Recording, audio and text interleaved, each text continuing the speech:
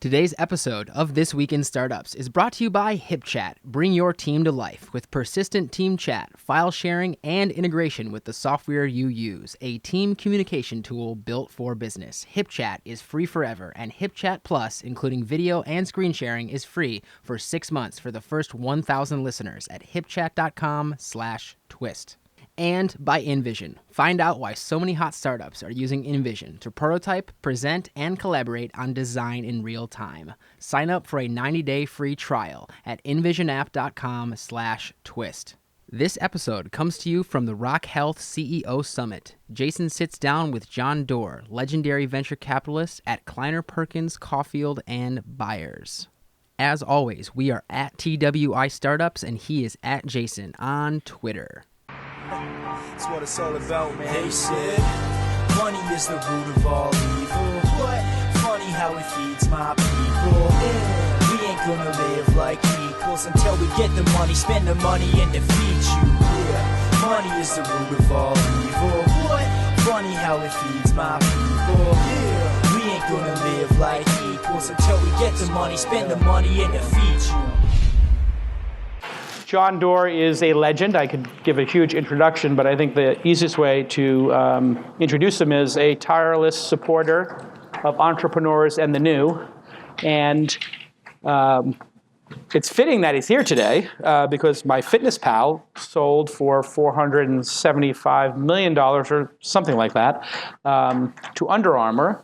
And John was the first investor in that company. Welcome, John Doerr.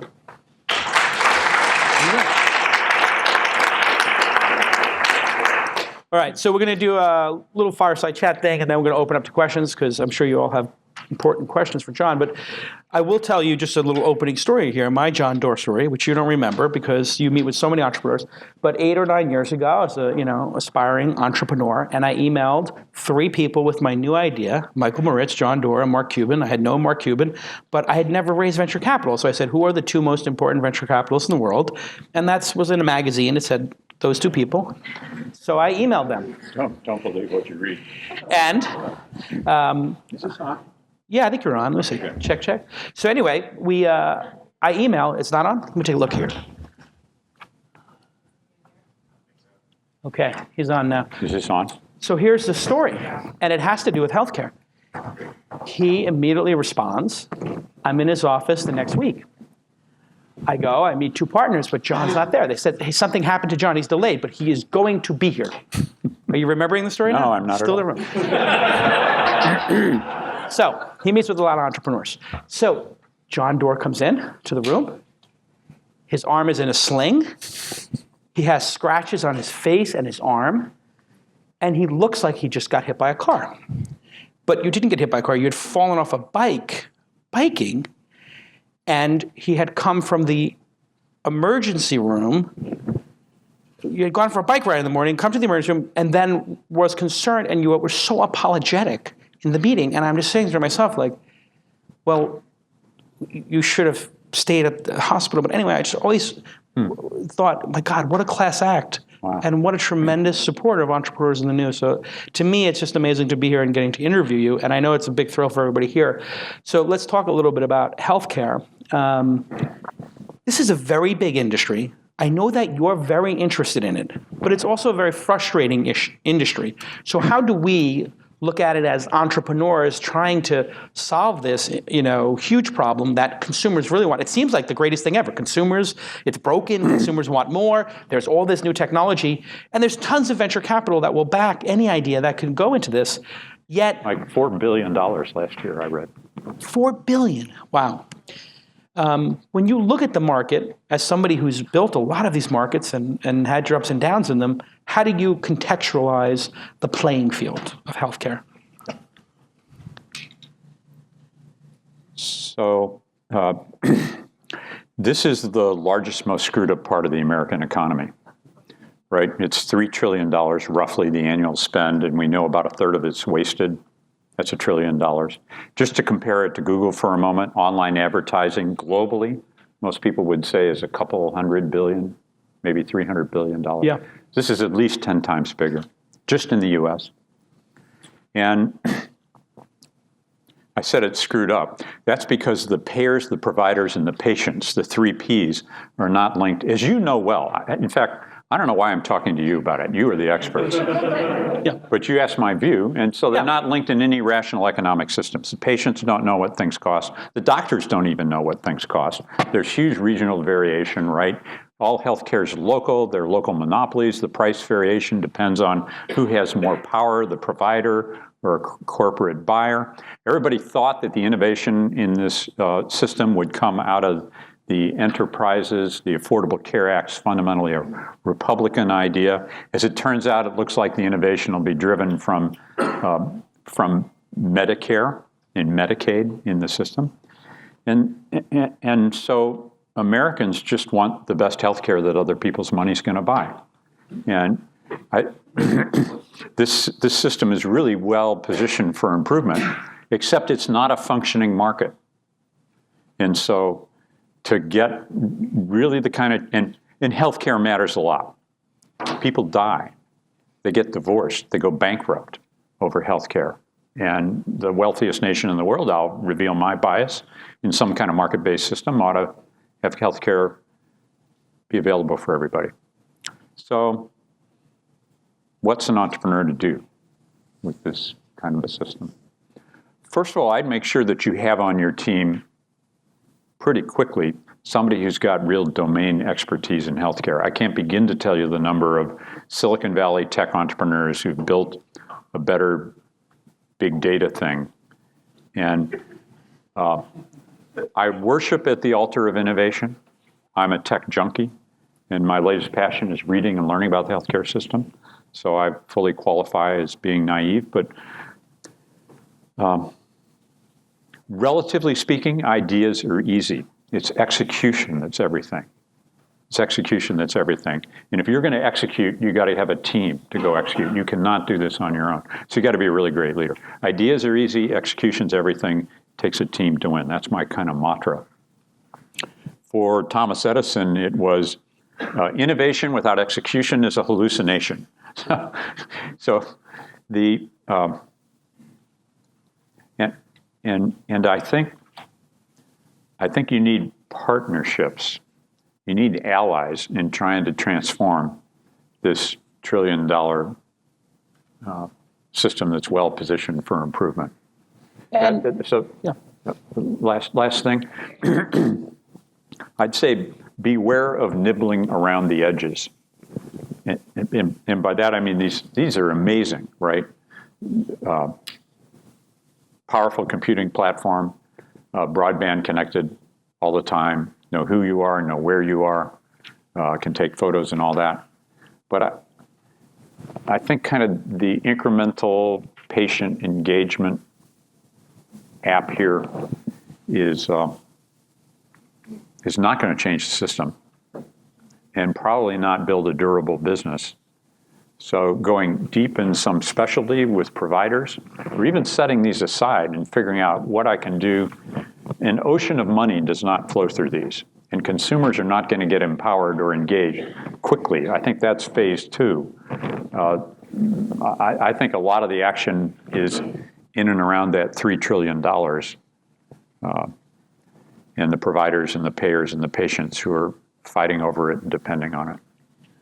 I don't even have to read an ad here because I use HipChat every day, all day long. I have literally 75 different employees and contractors in HipChat, and I can tell you, email is god-awful. When people start sending me a ton of emails, I'm like, why are we discussing this here? Get in a HipChat room, mention the people who need to know this, and let's just solve the problem in chat right now. No nonsense, right? Get us off that email and the reply all wars. And IM has no integration with other tools. And when we're using HipChat for the Launch Festival or for This Week in Startups or for Inside, we're constantly using different products like Zapier or If This Then That to shoot notifications into the chat room. So for example, when This Week in Startups is published or I publish something on my blog, the RSS feed saying a new blog post was up on calacanis.com comes into the chat room so all of my employees know I just blogged something. If we post when we post the episodes of the show, the RSS feed for the show with the podcast also does that. When somebody posts a comment on a blog, boom, that can be put in there. When there are server issues, those can be put in there. When people submit stories or comments to inside.com, all of my writers get a note and it says, hey, somebody commented on the site. Maybe you want to go and reply to their comment and make them feel at home. All these incredible integrations. They're integrated with Jira, GitHub, Bitbucket, and 50 more. And here's the killer. They have native apps for Linux, iOS, Android, Mac, Windows, etc. So it's super stable. You can use it on any platform. I would say at least a third of my notes on HipChat happen on my iOS device, my iPhone 6 Plus. Here's what I do. I take a screenshot of something on the site that I don't like. I put it in Sketch. I put notes on it in Sketch. Then I paste that image into my chat room and say, hey, not good enough. Make it better. Let's keep working, people. Let's get to work here. Anyway, you get the idea. It's just so goddamn productive. I love it. Clients include Netflix, Dropbox, Salesforce, obviously Launch, and This Week in Startups, as well as Insight. It is free forever for the regular service. But if you want to get HipChat Plus like we have, you can do video and screen sharing, which is awesome. And those are free for the first 6 months if you go to hipchat.com/twist. Hipchat.com/twist gets 6 months free. We love it. Persistent chat rooms are so important. All right, let's get back to this amazing episode. When you look at a lot of the different investment waves we've had, energy and the internet 1.0, mobile, et cetera, PCs, desktops, and you look at this one is unique in that the government's involved. The other ones didn't really have the government involved, so they're much more fluid. How receptive is the government today? I know that you've been very involved with Obama. How receptive is the government, and how likely is change going to be with that group? And are there any best practices to working with them that you've identified now, having done a bunch of investments in the space? Right. So many Silicon Valley venture capitalists believe the government's the enemy. Like they don't want to have anything to do with it. Leave us alone in our garages and we'll change the world. And I just disagree with that. You're speaking about Mark Andreessen, who said, it's common. No, but he has been outward saying, you cannot, the best thing is for them to be gridlock and incompetent. I mean, he's on record saying that, let them be incompetent so we can go change the world. In this case, that doesn't work. Well, I don't agree with that. Yeah. I think we've all got a stake, particularly for instance in this industry, we've all got a stake in good government. And it's hard but very important because they're the payer of record. I mean, where's the money come from? It comes from the government or it comes from corporations. Those are the only two sources of money in the system of consequence. So what was your question again? Well, just getting to the best practices of working with them and how open they are to change maybe, because it feels like we live in a time of change. We see a lot of things changing very rapidly, whether it's marijuana acceptance or gay marriage. Things seem to be changing in this generation in a way that we haven't seen since the 60s maybe, and the government seems pretty into it. Like Megan Smith is in the White House, right? Yeah. I mean, this is amazing. Todd Park's in the White House. Yeah. And all the really smart, aggressive tech change people that I know of are working on healthcare because it's setting aside external problems like climate crisis. I think it's the biggest national priority and agenda and problem. So all that's to the good. How engage with the government? I just get involved, read, write blogs, write opinions, meet with political leaders, thank them, whether they're bureaucrats or elected officials, for their commitment. I mean, I'm in awe of what the Tech Surge team did to save healthcare.gov last November. And without that, the Affordable Care Act and Obamacare would be gone, dead. So how it is that, 53 contractors spent $1.6 billion of taxpayer money to create a web-based service that they were just going to turn on all at once. They're not even going to test it a little bit at a time with no one in charge, no single. And so what happened? 6 Tech Surge people came in and gave up their lives for 6 months. They left families, they left businesses. They were there on Thanksgiving for dinner at Todd's house, and 8 million new people got health care insurance, and Obamacare didn't collapse in and around it. They built a website with 6 people, like people do every day. They fixed it, right? I mean, they fixed it. Yeah, I mean, $1 billion. Actually, I got this call from the White House on a Saturday, and they said, "Hey, John, do you know somebody who can help us assess what we've got? Because we don't really know. Should we junk what we have and start over or not?" I said, "I might." And so then, Hallie knows this story. I checked with Mike Abbott, who's a partner of mine who had turned around Twitter, Everybody remember when Twitter was the fail whale, right? For sure. Yeah, shut down on them. Well, Mike, in an 18-month period of time, hired 300 engineers in San Francisco, toughest recruiting market in the world, to re-engineer, re-architect that thing, change the engines on the plane while it was taking off. And so Mike agreed. He was in Washington, D.C. on Monday. He went around, he met with all the contractors and the systems, and his recommendation back to the administration, to Jeff Zients, was, you should stick with what you got because the people there want to fix it. That's the basis on which he made that recommendation. And then this amazing 34-year-old ex-Googler by the name of Jeannie Kim was called by Mikey Dickerson, and she went in there and became known as the queen of errors because the error rate on the site was around 6%. And so over the course of the next 5 months, through brilliance and persuasion and dogged determination, she drove the error rate down to 0.06, which meant that the site was successful. Those people we should thank. Those people care about a functioning healthcare system and government that's kind of functioning, and they're outraged by today's procurement system. So write letters, volunteer to be on panels. And engage. Engage, for sure. And when you look at Obamacare and this Healthcare Act that passed, maybe not exactly what you would have liked to see, and you would like to see maybe, like a full baseline for everybody in the country. How far is the government gone in terms of solving the problem of, everybody having a baseline of care? Did we get halfway there with this, or? Yeah, no, we got halfway there. I think the root thing, basically, the Affordable Care Act was healthcare insurance reform. It wasn't really healthcare reform. We didn't do things as bold as we should have with respect to spiraling costs. It's possible to create accountable care organizations, but it's not mandated, right?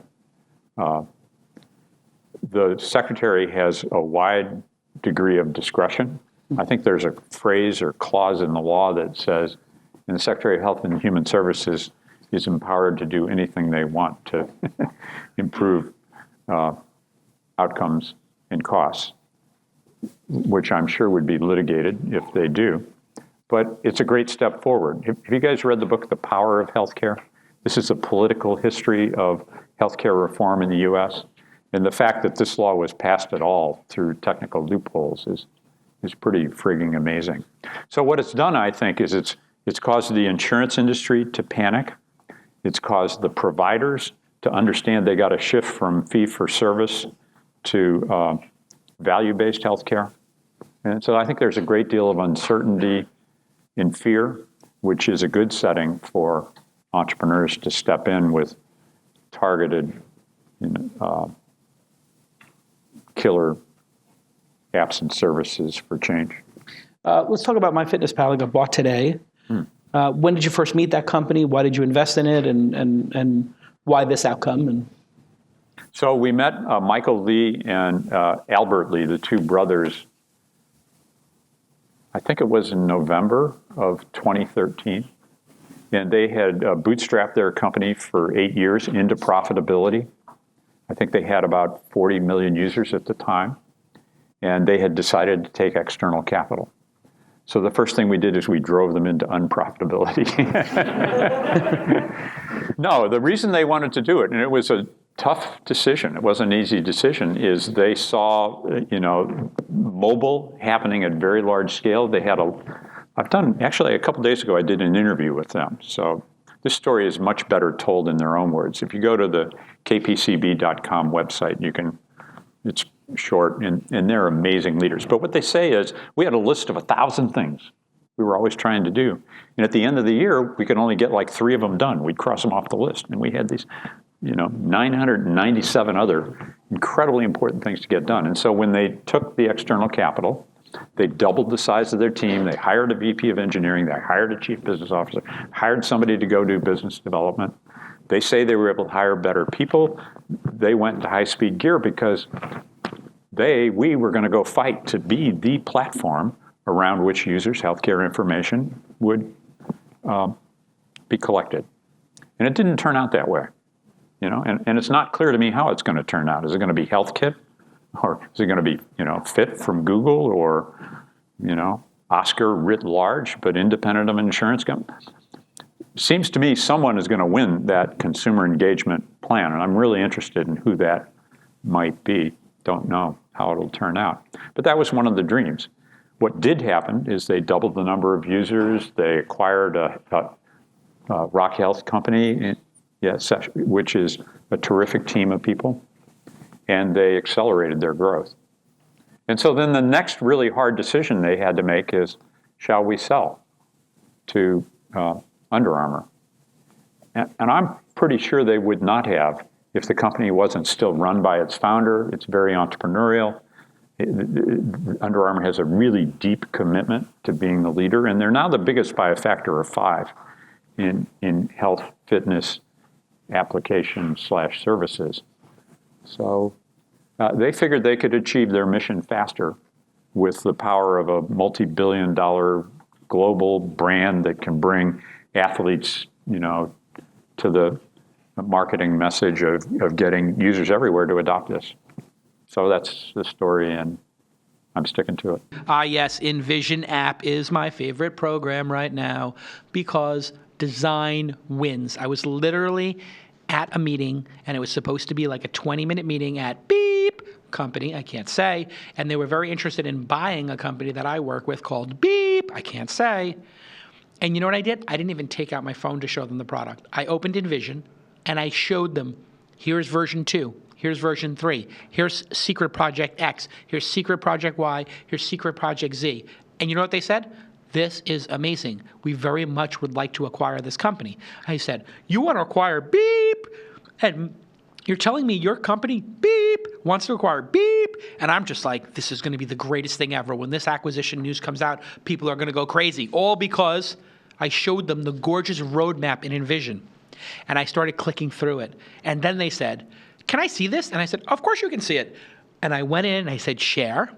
And I put in blank name at beep.com. And they got the link on their phone. They added it to their home screen. And now they were looking at it on their phone. They were looking at the new version of Beep on their phone. You want to close a deal? You want to do it the way J. Cal does it? I'm talking about myself in the third person like Kanye. Pardon me, but I'm feeling pretty high on myself right now. If you want to do it like Kanye and J. Cal does it, you just take out Envision, you make a beautiful app mock-up, and you send it, and you're a baller.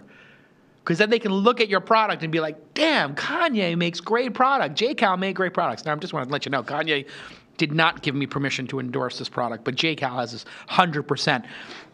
I guarantee you Kanye is using this. There's no way Kanye is not down with Envision because that is so hot. I love it. Twitter, Airbnb, Evernote, Adobe, and Kanye. I made the last part up. I don't know if Kanye is using it or not. He should be. The best companies in the world do it. Envision is giving away their starter plan for free for 90 days if you go to envision.com/app. Sorry, envision.app. I got to get this link right. Envisionapp.com/twist. Envisionapp.com/twist. I want you to go there right now. Envisionapp.com/twist. And if you want me to invest in your company and your product's not built yet, do not send me a business plan. Because any monkey can make a business plan.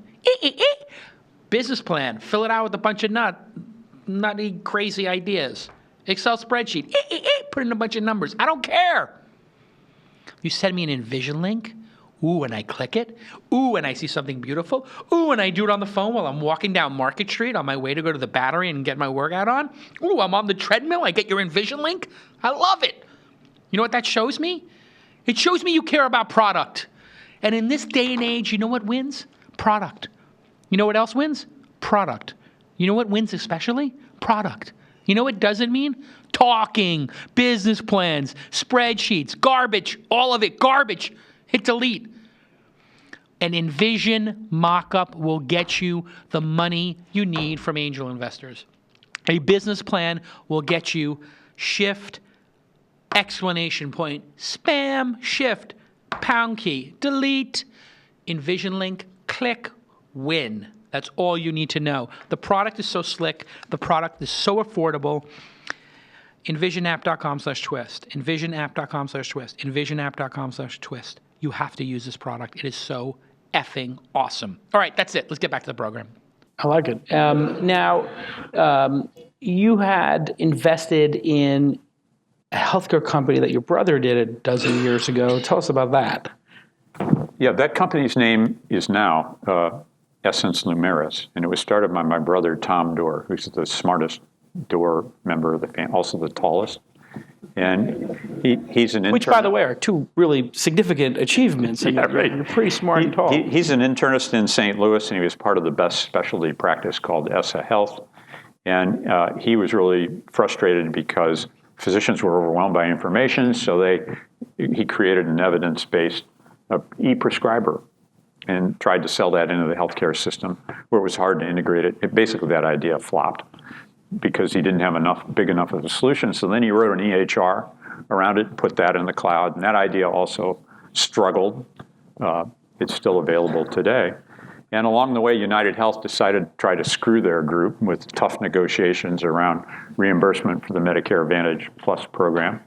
And so they dumped United and started their own plan, a physician-owned plan that today has 45,000 members in St. Louis and the Midwest, and is a 4.5-star rated plan, which is really hard to get, really hard to get. Let's see, like it's in the top 8%, I think, of healthcare plans. So great outcomes, great member benefits, and it's a very profitable plan because the physicians have gone at risk, and they're really smart about getting the diabetics in January and doing a comprehensive health assessment and then following their progress. And these are typically really sick. They're senior citizens in the Medicare Advantage Plus plan. But one of the things that's possible to do under that plan is to say, to the degree, and my brother's insurance plan did, to the degree their savings, we're going to send 2/3 of them to the physicians and just keep 1/3 for our next generation kind of plan. And so physicians in St. Louis who were doing a great job and they had to deliver quality and be smart about expenditures make over $1 million a year compared to the couple $100,000 that they might otherwise. So I had Todd Park come by and look at this thing. He said, wow, this is amazing. This is exactly what we want to do with market forces in St. Louis. So what do you got? You got a kind of regional health plan. You got a kind of struggling software business. But they had developed all the software that let the network understand what's going on there. And to make a long story short, along came the Affordable Care Act, which nobody really predicted. It allowed for people to build accountable care organizations. And they said, we're going to offer the software. More importantly, we're going to offer the business process transformation for the groups and plans that want to change their incentives to deliver this new kind of value-based healthcare. Instead of fee-for-service, we're going to reward value, and the market's beating a path to their door. Huge providers, huge insurers say, you know, that 4.5-star stuff with those kinds of economic returns and happy, we want that too. Give us some of that stuff. So they're now trying to figure out how to deliver that kind of systemic change. Okay, so quick recap. So that's what that business is. Stay off the edges, engage the government, No, have domain expertise, I didn't say that. or I said, be careful. Don't nibble at the edges. Nibble at the edges, okay. Yeah. Edges are a great place, I think, to cause change, but do something really big and focused and compelling. No incrementalism. And so funding these companies, super challenging. What is the atmosphere like in the venture community now? And do you have a different set of expectations for how much capital it's going to take, team size, that kind of stuff, versus just typical? I don't have any expectations on the latter question. So let me take that one off the table. It just depends. But I think the venture capital industry, Holly, I'd be interested in your view, but I think they're pretty crazy about digital health right now. They want to invest, and they're looking at a partnership like Kleiner that's made 7 investments or so in here, and I think we're the most active digital health investor, and they're saying, venture capitalists are really lemmings. Do you know what I mean? It's like, we all got to go do this thing. We got to all do social networks. We got to all do photo sharing. So. But Kleiner had both the healthcare tradition and tech. Yeah. We're kind of well positioned to take advantage. If you didn't hear Holly, she said that Kleiner's had a long-standing healthcare practice. Like one of my partners wrote the business plan for Genentech. And a digital practice. I mean, look at Mike Abbott in mobile and all that kind of stuff. So it's a priority, and I think a competence that our partnership has. We're not trying to be the biggest. We're trying to be the best. Let me ask you just a little bit about how venture capital has changed, which is not specific about healthcare, but the people in the positions of writing checks has changed a lot over the last 20 years or even the last 10. It's not as many MBAs, a lot more people who have actually run businesses seems to be the trend.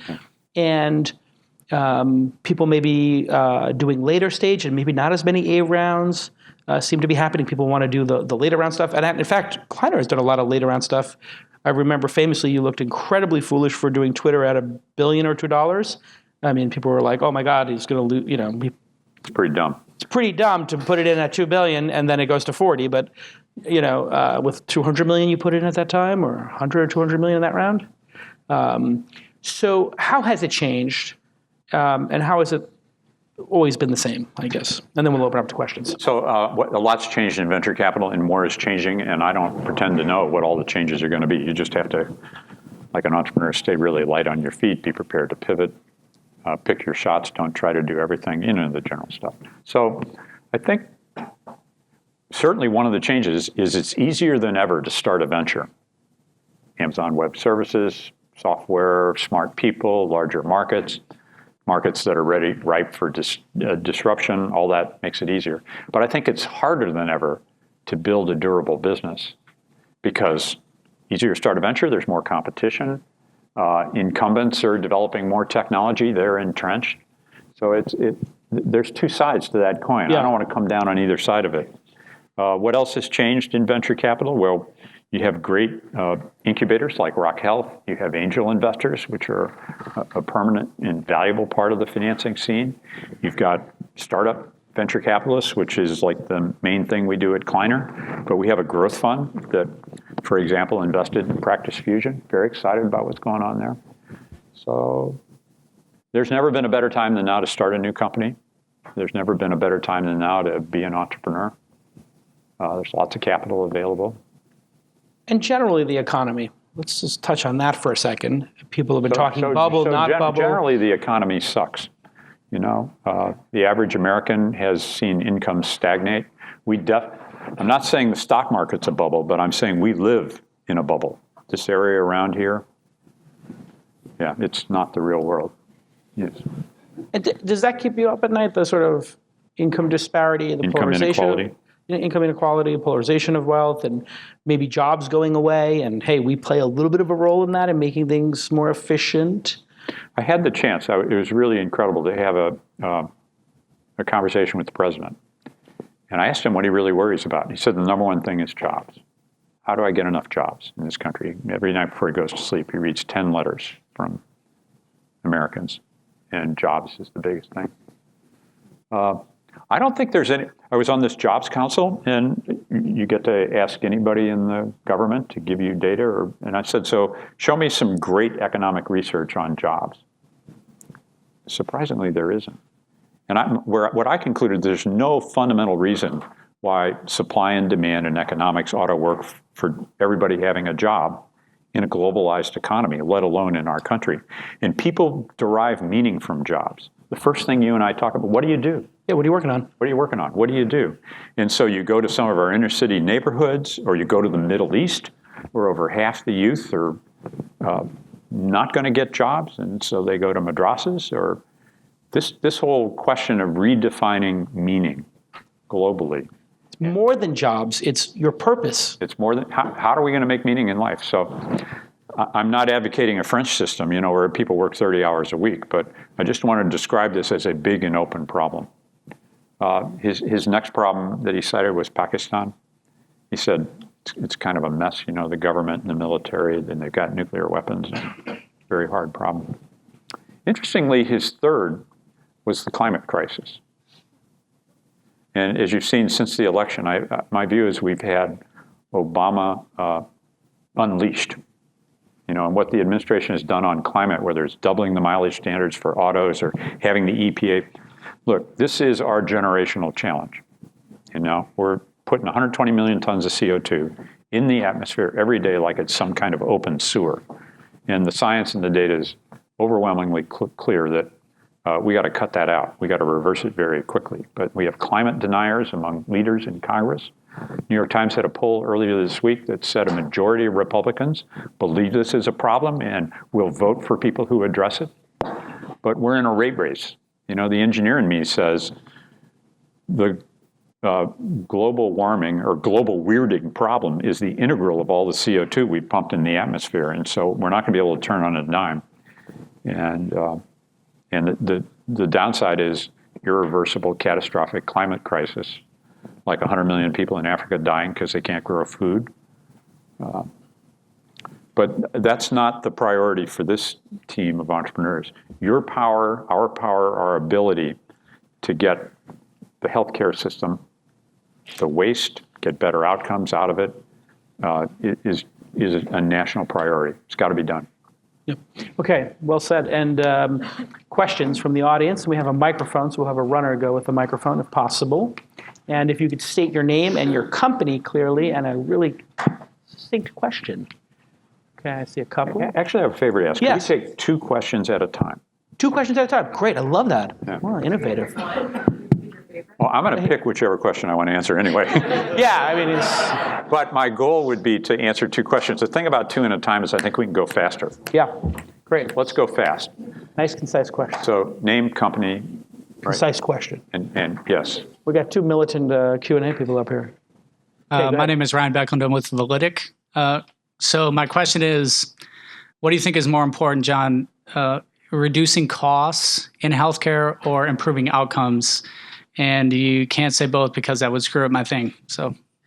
Yeah. No, use the microphone. It's got to come up on the camera. Yeah. Please use the mic. Thank you.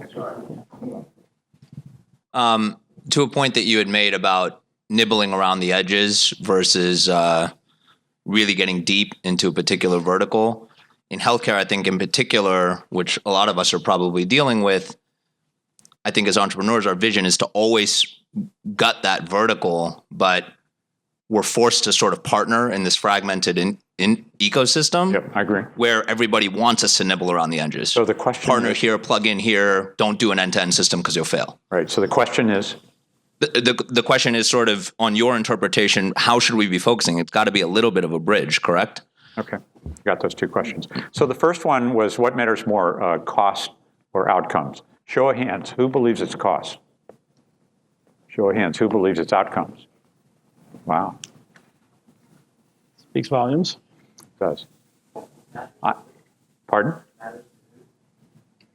So the question is matters to who? And if you improve outcomes, you reduce your cost. Not the other way around. If you lower your costs, it doesn't improve the outcomes. You know, Larry Summers used to say, why shouldn't the nation spend 18 or 22% of our gross domestic product on healthcare if there's a great return for it? And we've got other social needs met in other ways. I'd try to find a way to innovate within the current payment system so that the partners don't have very much power over what you do, but the partners help with distribution. They help with getting to market. And I think that's possible in certain verticals. My favorite vertical company, I don't know how it's going to work out, is Spruce Health, which was founded by a former partner at Kleiner Perkins that's going deep in dermatology on mobile. And I think the game plan, and they'd like to do everything on mobile. This is, you know, why not? But derm, it's a really good place to start. Great. More questions? And what about remote health? And people do. There's a question up there while you run the microphone. I'm going to ask a question about remote health and remote delivery of health, doctors and the question is? How big of an opportunity is that? It seems like a lot of the apps are connecting people in a little chat room with a doctor or a healthcare provider. It feels pretty transformative to be able to do that, is it? Yeah, I saw Better the other day, which Yep. I know you're an investor in. Yeah. I think, Well, what do you think of that one? Yeah. I'm still thinking about it. Yeah. I like the entrepreneur a lot.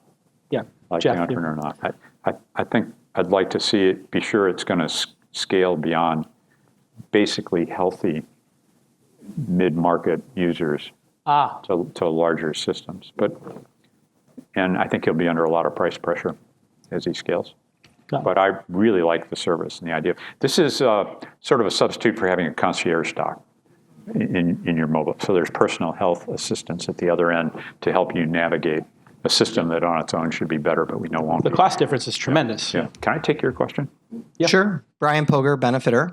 My question is, it seems like VCs used to take bigger bets, more thesis-driven bets. I'm guessing when you started Essence, maybe that was required. But now it's more, show me what you've done, looking backwards. In healthcare, given the complexity, do you think that's a good thing? I think you're right that there's more incrementalism. And your question is that a good thing with respect to healthcare? For changing healthcare? No, I don't think it is. I'd rather do something really big and bold and be prepared to fail. Easy for me to say. I'm only going to lose one time to my money. You know, you're going to lose time in your career. And not that your career will be set back, but you got a team that's counting on you to go win. So I wouldn't presume to tell an entrepreneur what risk profile they ought to adopt. One thing I believe, though, is that when we're both on the same team together, then I want us to go big, get big, you know, really. Let me say it differently. The most important thing I think to do is to be ruthlessly intellectually honest about what the key risk is in your business, and then marshal all the resources that you have against removing that risk. That's the way to make a lot of money in venture capital. It's not by cutting tough deals between entrepreneurs and investors. It's focusing your resources on what the risk is. How many people believe they know the key risk in their business and know there's just one? Okay, and of you, how many of you are focusing all the resources of your organization just on that?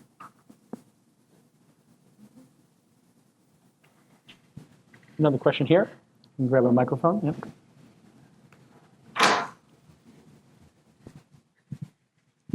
So you're saying a lot of different things that in isolation really are, great, but in terms of putting it all together to go big, go deep, go vertical, and do so within the existing payment system and sort of try to reform from within.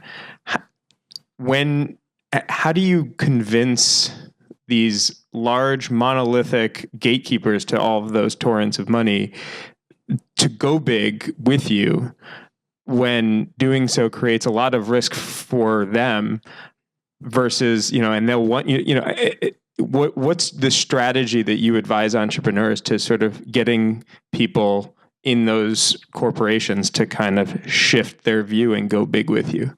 So it depends so much on the question. Well, you heard the question.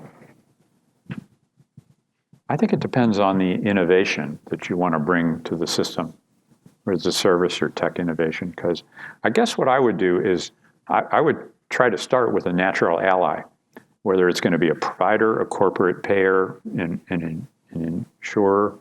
You could have the consumer be your primary ally, though they don't have a whole lot of power in today's healthcare system. And make sure, and harder to serve both of those at the same time, but when you can, that's a tremendously powerful position. Does that make sense? Yeah. We're going to go back to doing two questions at a time. Okay, here we go. Yeah. John Hirsch at SciOps. So you funded Praxis Fusion, which is great. What do you think about funding a modern web-based inpatient EMR that takes data aggregation and user interfaces seriously?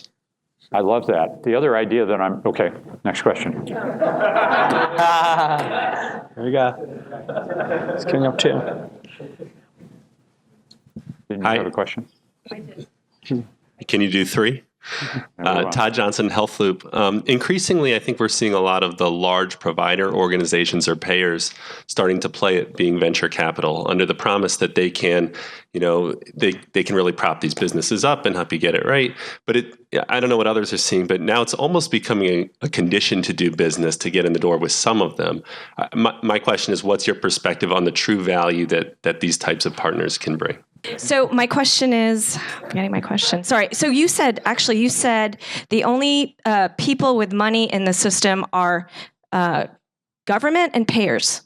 which I disagree with. If you look at Practice Fusion, No, I think I said the government and companies. oh, the government and companies, I think I said most of the money. most of the money. Okay, well, okay, then I Other than captured that, it you're wrong. right. So, okay, so Practice Fusion and your recent exit in MyFitnessPal, neither of those companies, as far as I know, target the government and companies, right? So my question is, how do you find those companies that do target, consumers, providers, people, not payers and government? And do you think that those markets are equally large? Oh, how do I find those? I find those businesses really very interesting. Yeah, because I've invested in them. So, yeah. Do you mean how does he source them, or how does he find them? What do I think about them? Got it. Okay. Yeah. Well, how do we source them? Is we come to events like this, and we network, and we work with Rock Health, and we're out there, and we're open for business. Yes. But I don't think I answered your question. In fact, if anything, I've forgotten it. What was the question? Oh, yeah. So the roles of all these corporate venture firms. I'll tell you, the only one I have a repeated a lot of good experience with is Sandbox. I think most corporate venture groups are not very successful, and they're mostly interested in the corporation strategy, naturally. And Sandbox is really interested in building great ventures and making money, and they will open doors with you to the blues. So they don't work for a single blues. And, I've just had a really good experience working with Matt Downs and the others. Your view of Sandbox? Blue Shield's an investor in the fund. But I think having a lot of them in the mix is a really good thing.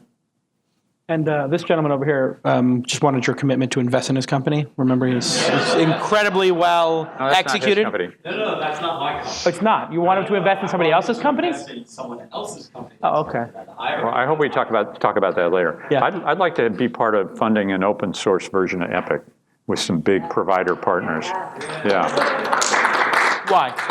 Because it'd be really disruptive. I think the whole meaningful use thing is an abomination. We took an abomination. Not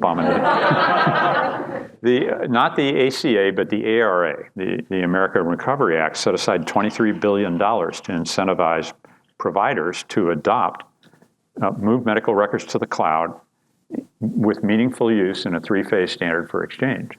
And as best I can tell, the EHR vendors have gotten all the money, and none of the systems achieve meaningful use. So we're now in the phase of the program where there's penalties for people who haven't adopted these systems, and at least we've gotten rid of most of the paper records. We got that done. But there's not real data interchange. Is there? Anybody believe there is right now? One person does. 2? That's great. Yeah, question. We're going to do 2 more questions. Yeah. John will be playing 3 games of chess outside if you guys want to join him for that after this. You listed President Obama's 3 concerns: jobs, Pakistan, and the third one. That was at the time. At the time, okay. Maybe so 9 months ago. What I see as our biggest crisis facing our nation is the aging population. And so I'd love to hear what Kleiner's viewpoint is on disrupting that industry. Okay, and the next question right here. What is your name, by the way? My name is Shira Bell. I'm the CEO and founder of Caretaker. So we actually incentivize family members. So instead of incentivizing physicians and hospitals, moving those billions of dollars to the people providing direct hands-on care in the home and mapping it against patient outcomes. Thanks. I'm Jared Hyman, founder of CrowdMed. And I think we all understand that the innovation in the system is likely to come from Silicon Valley, from the people in this room. But then it has to be adopted by someone or someones within the healthcare system. That can be payers, that can be practitioners, that can be ACOs, that can be the government. Who do you think is most likely to adopt the innovations that we create? Okay, those are 2 really good questions. I haven't thought a lot about aging. I know we looked at kind of. And it's a big part of the cost of the system, so I'm just not qualified to answer your question. I'd turn around and ask you. Well, the problem is end of life, isn't it? It's not just aging, it's end of life. Isn't 30% of the spend in the last 12 weeks of your life? And there were no incentives in in the meaningful use ARA to get information technology into senior or assisted living. And so I agree with you, that's a big part of the problem. One area we've looked at is aging in place, systems, and we haven't found anything compelling there. What does it mean, aging in place? Like staying home and aging? Well, I'll take a better term. Bring it on. Yeah, what does the term mean? Clue me in. So your mom doesn't want to go to a nursing home. Right. You don't live where she lives. Got it. You're guilty because of that. You're actually one of the two decision makers. You want to deliver her care. What kind of systems can you use to keep track of when she falls down and breaks her hip? Got it. That's one example of it. How much of this has to do with like end of life? Like, are we, spending too much time on that? Is that a culture issue? I think end of life is a political issue. Yeah. To which I don't know the answer, but smarter people know. If Zeke Emanuel was here, he'd probably have a coherent answer for it. And doggone it, I've forgotten your question. I know I didn't answer it. Yeah, yours. It was about who's in the existing system most likely to adopt the innovation that we create here in the Valley. Depends on the innovation. I don't know. Do you think that some are more reticent to change than others, just psychologically or culturally?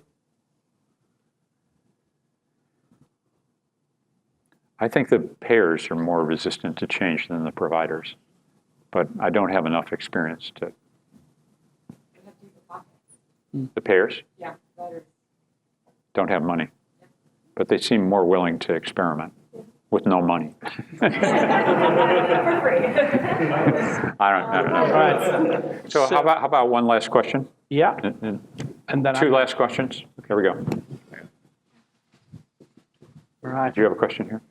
One over Yeah, you're here. gonna run. Here we go. Okay.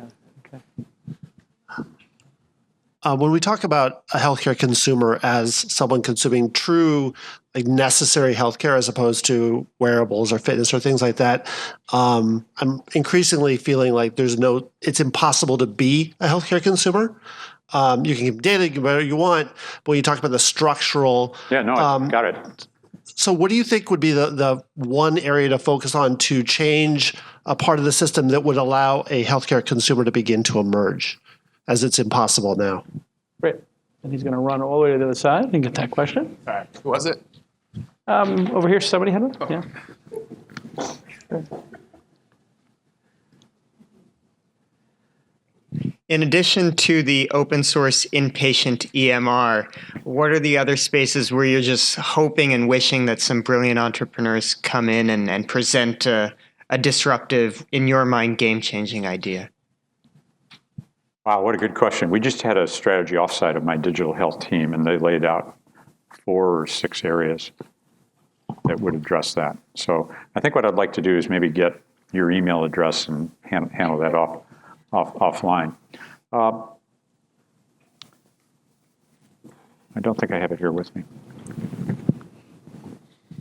That's some seriously great intelligence just for you, by the way.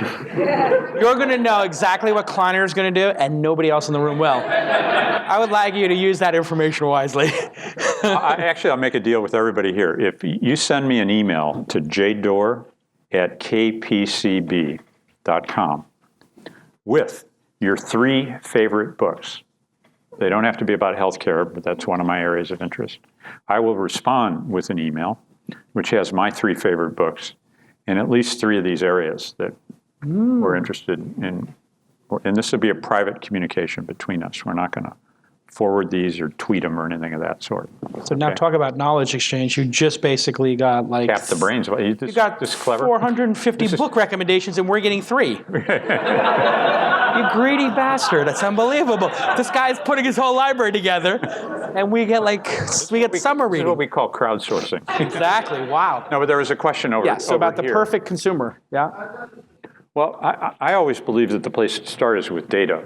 And so people don't have access to their data. It's like impossibly hard to get medical records. So impossible. Like literally impossible. It's my data, you know? And you can't get it. They don't even think that. They think it's their data. So they're offended if you ask them to give them a photocopy. Like, can I have my data? But the truth is, I don't know. And I think my feeling on timing is it's going to be another 4 or 5 years before some fraction, maybe 10%, 30% of patients, consumers, are going to feel empowered. So my theory of change was we're going to change the ocean of money in the verticals first. And in parallel, it's not like it's going to happen sequentially, but in parallel, it'll take time for at the moment, I'm believing that the platform is going to be this or the Android kit, but that it's possible for some amazing entrepreneurs or alliance to create a couple consumer engagement platforms that are Oscar-like but not tied to a plan on it. And I will tell you one thing that I'm very interested in, and we'll take just a few more moments, is to people who have a compelling view about what's going to lead to consumer engagement. If you either have a company or point of view, I'd love for you to put your hand in the air and tell us for no more than 2 deep breaths what you believe that's going to be. So we're going to turn things around. I asked the question, you guys will answer. Can we do that, Hallie? Okay, so again, name and consumer engagement. Hi, I'm Nelly Lahtenmäki, CEO of UApp. And I think the next big wave is about making kind of human tech, because we have a lot of techie tech from geeks to geeks, but how to make it approachable human. That's my view. Thank you. So it's 2 full breaths, just to be clear. Yeah. You get 2 full breaths and then you're done. Right. Okay, all right. This is unique. No pressure. I think my name is Ryan. I'm from Children's Hospital, Philadelphia, and I think it's that the most activated consumers are likely to be those edge cases, those ones who have incurable, highly complex, devastating illnesses that will do literally anything, knock down any wall. And so giving them access to insight about that. Focus on that. Yeah, that's great. It's all right. Passion. I like it. Thanks. I'm Yulan Yao from Unify, an IVF prognostics company, and I would like to put in a pitch to say we can use the IVF market, the fertility market, where 70% of patients are self-pay, and they have to do shopping comparisons, pick their doctor for a treatment that costs more than $10,000 to $30,000. Yeah. We're going to do one circle around the room and call it a night. Hi, Sean Nesmalchi from Apixio.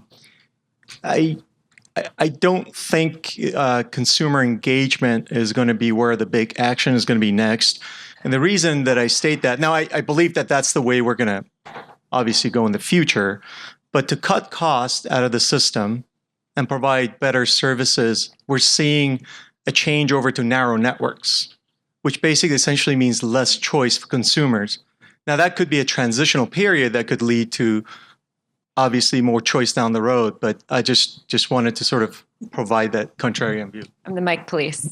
2 breaths. First breath is starting where the money is, so big employers and big payers.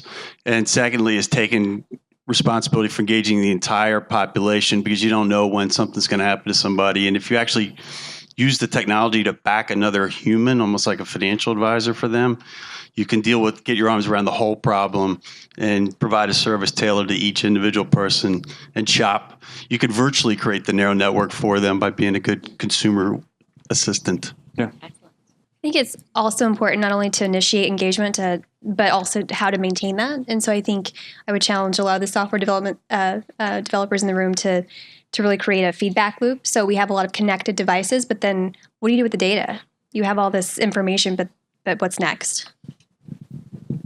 Bill Campine, Healthcare Blue Book. I would say accessible and ubiquitous price and quality data that's not locked up behind firewalls, either at the carrier or for my company locked up behind my employers. Anybody can access it anywhere, anytime. We all have it. Set the data free. Amen. Yes. What a great way to end. Well, listen, thank you very much. Thank you. And I'll be around for a while.